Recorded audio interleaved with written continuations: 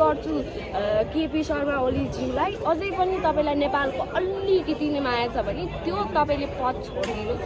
तपाईँले केही गर्ने भएको छैन आजसम्म। के गरे भए पनि नेपाली जनताले जिउ गर्न थाल्दै केही गरेको छैन। जनताको सधैँभरि शराब मात्रै खाएर बस्नुहुन्छ तपाईँ।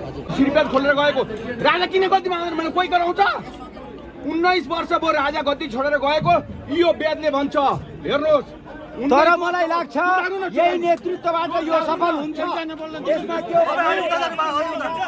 आउनको कारणले मैले यो देखिराखेको छु कि मेरो संस्थाको नेतृत्व भएन, मेरो अगाडि पछाडि भएन भने एउटा होडबाजी हो। यो झैझगडालाई ठुलो रूपमा नसोचौँला। अब हाम्रो नवराज सुवेदीजीले कार्यक्रम छिटै आउँछ भनेर भन्नुभएको छ, यसलाई अतिरञ्जित नगरौँला। एउटा यो राजावादीहरूको के हो भने अब आन्दोलन भनेको बहुल पहिचानवादी समूहहरू जति पनि छन्, विभिन्न पहिचान वर्गहरू छन्, स्थापना हुन्छ साथी। हरेक पहिचान वर्गको युवा नेतृत्वहरूलाई गर्दन जाला राजसंस्था 100% स्थापना एकछिन सिपाहीको छोरो बरु मेरो गाउँको कालीगञ्जमा स्थापना हुन्छ 100% स्थापना हुन्छ राजा 100% स्थापना हुन्छ राजा राजाको 100% स्थापना हुन्छ। एकछिन भए पनि नोट्छु म राजा स्थापना एकछिन यो भाषण होइन एकछिन हुन्छ भन्ने बेला राजा 100% स्थापना हुन्छ। एकछिन पालो आउँछ राजा स्थापना हुन्छ यो कुरोमा 100% एकछिन किन चुप लाग्ने? यहाँ राजा स्थापना हुँदैन भन्ने भाइरस आइसक्यो। राजा स्थापना हुन्छ यदि कसैले भन्छ भने त्यो नेपाली जमिनमा जन्मिएको व्यक्ति होइन, त्यो होइन नेपाली आमाको दुध खाएको मान्छे होइन, त्यो विदेशी दलाल हो। विदेशी दलालले मात्रै नेपालमा राजा स्थापना हुँदैन भन्छ। हेर्नुहोस् तपाईँको सामु होल मिडियामा बोल्छु।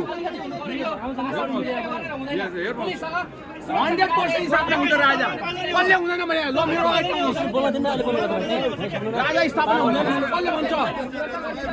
स्थापना हुन्छ भने दिनु पर्दैन। राज संस्था र हिन्दू राष्ट्र आउँछ 100% साथीहरुबाट ज्ञानेन्द्र विरोधीको साथी भयो। देशमा राजा हुन्छ, हुन्छ उही हुन्छ हुन्छ। मिडियाले बाहिर नगर्नु होला। कुनै मान्छे आउँछ भने नेपाली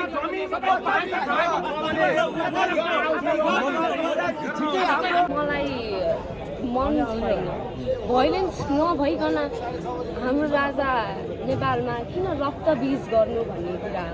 तर यसो अर्को सिचुएसन हेर्दाखेरि यत्रो राज संस्था हटाउन त 70,000 भन्दा बेसी मान्छे मर्यो। राज संस्था फिर्ता आउँदा त्यस्तै होला कि भन्ने कति मान्छेको सोच छ। तर मेरो सोच चाहिँ त्यस्तो छैन। एकदम शान्तिपूर्ण हुनुपर्छ। तर शान्तिपूर्णमा उहाँहरूलाई म त भनेपछि यो हिसाबले जुन शान्तिपूर्ण भनिरहनु भएको छ साँच्चै नै लाग्छ शान्तिपूर्ण आन्दोलनले एक दिन राज संस्था आउँछ नेताहरूले? किनकि यस्तो हामीले गणतन्त्र लिएर आउन, मैले अघि पनि फेरि भने गणतन्त्र लिएर आउन 70,000 मान्छे मऱ्यो। फेरि राज संस्था पूर्ण स्थापित गर्न अलिकति भाइलेन्स त होला है। तर हामी सबै यति सङ्गठित भएर उभिएको मान्छेहरूले हामीले भाइलेन्स चाहिएको छैन। तीन कुनेको घटनामा पनि हामीले चाहेर गरेको होइन। किनकि त्यहाँ गोली प्रहार फर्स्टमा ब्यारिकेड तोड्न गएको पनि थिएन। तोड्न गएको भए उहाँहरूले लाठीचार्ज गर्नुपर्थ्यो। लाठीचार्ज पनि नभए भए उहाँहरूले के भन्छ टियर ग्यास फाल्नुपर्ने, टियर ग्यास नभए हवाई फायर फाल्नुपर्ने थियो। उहाँहरूले केही गर्नु भएन। उहाँले सिधै गन सट हानेर टियर ग्यास हानेर लाठीचार्ज पनि प्रयोग भएन। त्यो पुलिसको संस्था नै अलिकति एकदम आफै उग्र भएको। हामी राजावादीहरू त्यति बेला गएको, हामी राष्ट्रवादीहरू गएको मान्छेहरूले केही गलत काम चाहिँ गरेको थिएन। किनकि अस्तिको आन्दोलन हेर्नु त्यत्रो हजार मान्छे थियो। हामीले भाइलेन्स देखायो, हामीले शान्तिपूर्ण गरेको होइन। त्यत्रो हजारजनाले हामीले अलिकति केही चाहेको भए त्यहाँ आतङ्क मच्न सक्छौँ। तर हाम्रो मनमा त्यस्तो छैन नि त। किनकि त्यो पुलिस प्रशासनले नै पहिला 15 गतेको हिसाबमा गर्नुभएको थियो किनकि हामीले गर्न खोजेको भए अस्ति 15 गतेमा त्यत्रो हजारौँजना भिडलाई उग्र बनाएर त्यो ब्यारिकेड तोड्न सकिँदैन थियो र सकिन्थ्यो नि तर हामीले गरेनौँ किनकि हामीलाई भाइलेन्स चाहिएको छैन। तत्त्वहरूको चाहिँ त्यो खालको कुरा हो। राप्रपा यो आन्दोलन र आफ्नो जिम्मेवारीबाट पछि हटेको छैन।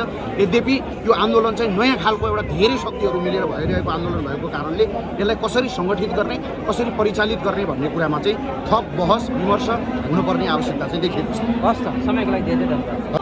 उहाँले हामीले हेर्दै बसेको मान्छे हो, सन्तुष्ट होइन।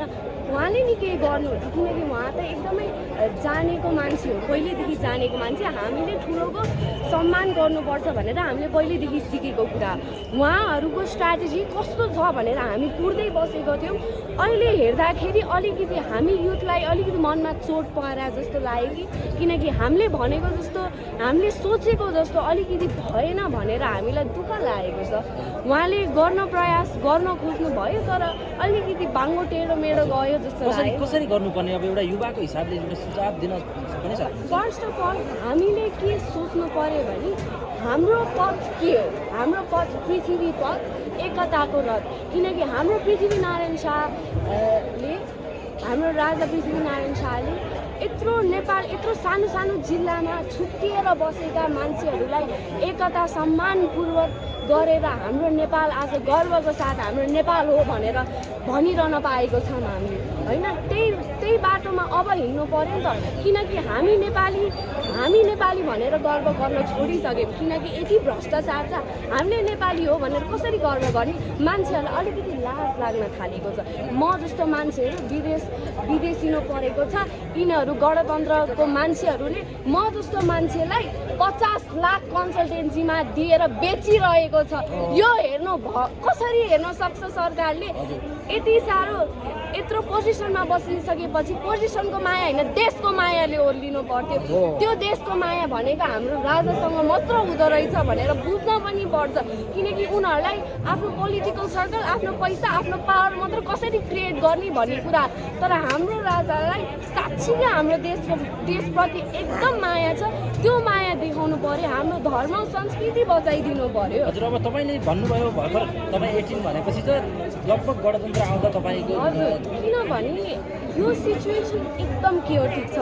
हामी जस्तो मान्छेले केही गर्छौँ भने हामी त्यो पोलिटिकल सर्कलमा घुमिरहनु पर्छ कि यता जाउँ किनकि एउटा स्टेबलाइज सिचुएसन हामीलाई क्रिएटेड छैन कि त्यही भएर त विदेश जान्छ नि मान्छे। मेरो देशमा केही छैन भनेर विदेशिनु परेको छ नि त होइन।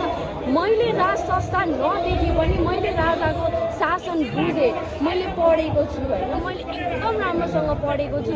हाम्रो महेन्द्र सरकारले युएनमा पत्र नदिनु भएको भए हाम्रो आज हामी नेपाली हो, हाम्रो नेपाल देश छ भनेर हामी चिनाउन सकिँदैन थियो।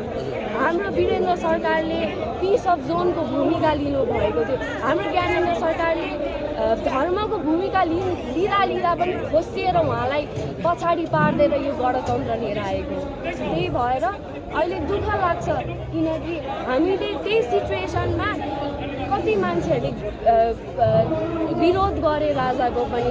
अहिले उहाँहरू यता आउनु भएको छ किनकि भुल गरी भन्नुहुन्छ। त्यति बेला उहाँहरूले अलिकति त्यति बेला सिचुएसन पनि त्यस्तै थियो होला होइन। तपाईँले यो कुरा भनिराख्दाखेरि तपाईँले राजा गणतन्त्र आएपछि यति विकृति भयो राज संस्थामा बोल्न पाइँदैन भने गणतन्त्र कसरी आयो? यो कसैले सोच्यो? राज संस्थामा बोल्नै पाइँदैन भने त्यत्रो टायर जलाएर त्यत्रो 17,000 मान्छे मारिएको छ। राज संस्थाकै बेला मारिएको होइन। राज संस्थामा केही गर्न नपाउने भए आज त्यो दोषी नभएको 17,000 मान्छे कसरी मरेन्? त्यत्रो प्रोटेस्ट गरेर गणतन्त्र नेपालमा कसरी छिरायो नि त? बोल्न पाइने गर्न पाइने भएर रोकेको भन्ने मान्नुहुन्छ? राजाले रोक्न सक्ने भए उहाँलाई पनि एकदम पावरको लत मोह लागेको भयो। उहाँले नि कति हजार नेपाली मान्छे मार्न सक्नुहुन्थ्यो होला, चाहिएको भए तर उहाँले गर्नु भएन। नेपालको जनताको चाहनालाई बुझिदिनु भयो। जनताको चाहना जनतालाई नि सुम्पी भनेर पद छोड्नु भएको त्यस्तो महान राजाको पालामा हामीले बोल्न पाइँदैन भन्दाखेरि यिनीहरू के भन्छ यो प्रचण्ड केपी सबैजना नै राजाको पालामा पढेको मान्छे होइन। पढेको हो कि होइन केही गर्न पाइँदैन भनेर उनीहरूलाई पनि भन्न लाज लाग्नुपर्ने कुराहरू हो यो अब जसरी तपाईँ